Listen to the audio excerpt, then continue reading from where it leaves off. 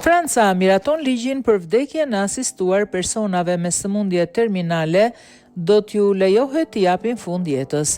Deputetët francezë kanë votuar për t'u lejuar disa njerëzve në fazat e fundit të një sëmundje terminale të drejtën për vdekje të asistuar.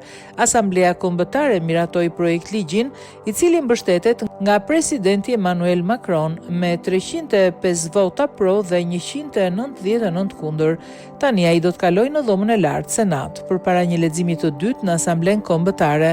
Mbështetësit shpresojnë se do të bëhet ligj deri në vitin 2027, shkruan BBC. Kjo do ta bënte Francën vendin e 8 në Bashkimin Evropian që lejon një version të vdekjes së asistuar.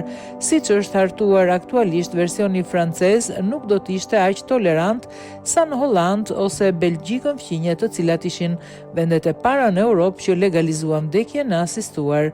Një projekt ligji veçantë që krijon të drejtën për kujdes paliativ u miratua pa kundërshtime. Vlerësohet se 48% e pacientëve francezë që ka nevojë për kujdes paliativ nuk e marrin atë.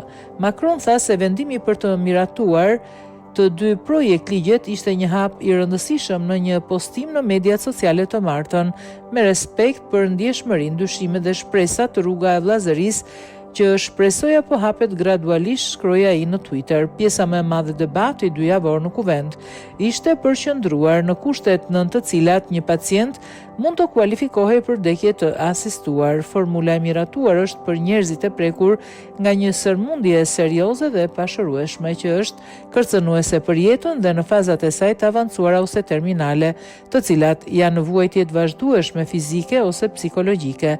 Pacienti do të duhet ishte në gjendje të manifestonte lirisht qëllimin e tij ose të saj.